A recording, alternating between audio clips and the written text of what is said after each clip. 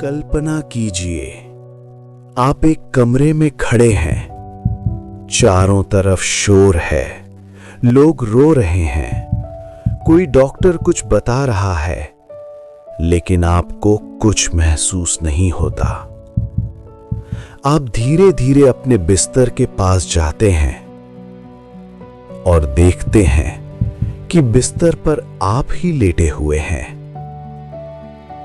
ये कोई सपना नहीं, ये वही पहला क्षण है जिसे गरुड़ पुराण मृत्यु उपरांत का पहला घंटा कहता है।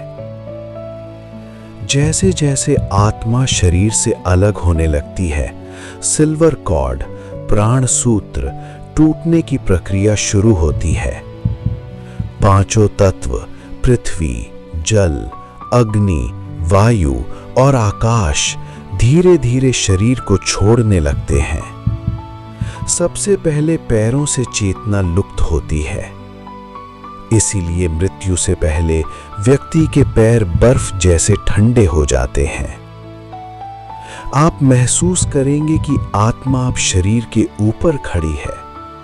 वो बोलने की कोशिश करती है, लेकिन उसकी आवाज रेडियो की टूटी हुई फ्रीक्वेंसी की तरह हवा में खो जाती है। वो अपने परिवार को गले लगाना चाहती है, पर उसके हाथ उनके आर पार निकल जाते हैं। ये वो असहाय क्षण है जहां आत्मा पहली बार समझती है कि वो अब सिर्फ एक दर्शक है। जैसे ही प्राण पूरी तरह शरीर का मोह छोड़ देते हैं, अचानक दो महाशक्तियां प्रकट होती हैं। यमदूत। गरुड़ पुराण बताता है कि ये साधारण दूत नहीं, इनके हाथ में काल दंड और यमपाश होता है। यहां एक गहरा रहस्य छपा है। क्या यमदूत सभी को दिखाई देते हैं? नहीं, सिर्फ उस आत्मा को जिसका समय पूरा हो चुका है। वे आत्मा को पकड़कर ले जाते हैं बिजली की गति से, मानो किसी इंटरस्टेलर ट्रैवल पर निकल पड़े हों। कुछ ही क्षण में आत्मा पहुंचती है यमपुरी। यमराज के विशाल दरबार में उसकी पहली पेशी होती है। उसे उसके जीवन की फिल्म दिखाई जाती है। हर पाप, हर पुण्य, हर छुपा हुआ कर्म। फैसला अभी नहीं सुनाया जाता। यमराज उसे वापस धरती पर भेजते हैं, क्योंकि अभी आत्मा को अपने कर्मों का पहला विसर्जन देखना होता है। अब आते हैं उस सवाल पर, आत्मा अपने घर के चक्कर क्यों लगाती है? पहले दिन की दोपहर तक आत्मा अपने घर तक पहुंच जाती है। वो आंगन में भटकती रहती है। गरुड़ पुराण इसे प्रेत योनि का आरंभिक चरण कहता है। उसे अभी भी अपने प्रिय सामान, अपनी तिजोरी, अपनी यादें, अपने बच्चे, सब कुछ प्रिय लगता है। लेकिन आत्मा अतृप्त होती है। उसे भूख लगती है, पर गले का छेद सुई की नोक जितना छोटा हो जाता है। कुछ भी खा नहीं सकती। वो उसी जगह बैठती है जहां उसका शरीर रखा था। वो देखती है कि उसके जाने के कुछ ही घंटों में लोग उसकी वस्तुओं के बंटवारे की बात करते हैं।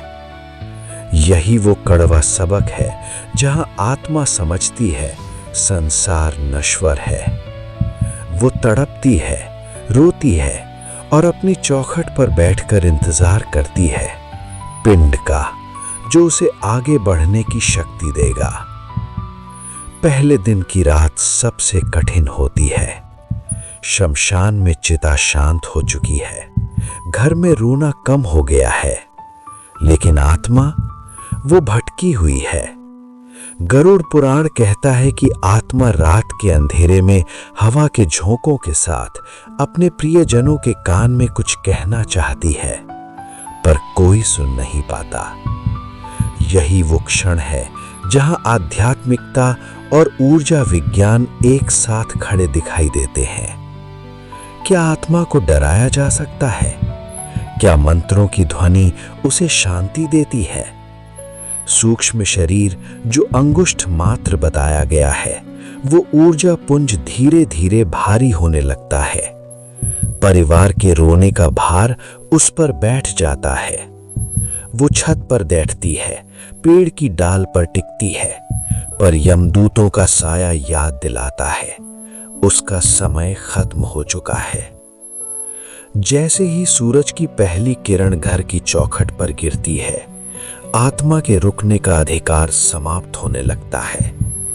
उसने सब देख लिया, अपने शरीर को जलते हुए, लोगों का असली स्वभाव, यमराज का दरबार। अब शुरू होती है असली यात्रा, 47,000 योजन लंबी। ये यात्रा तो सिर्फ शुरुआत थी, असली अग्नि परीक्षा अब शुरू होगी।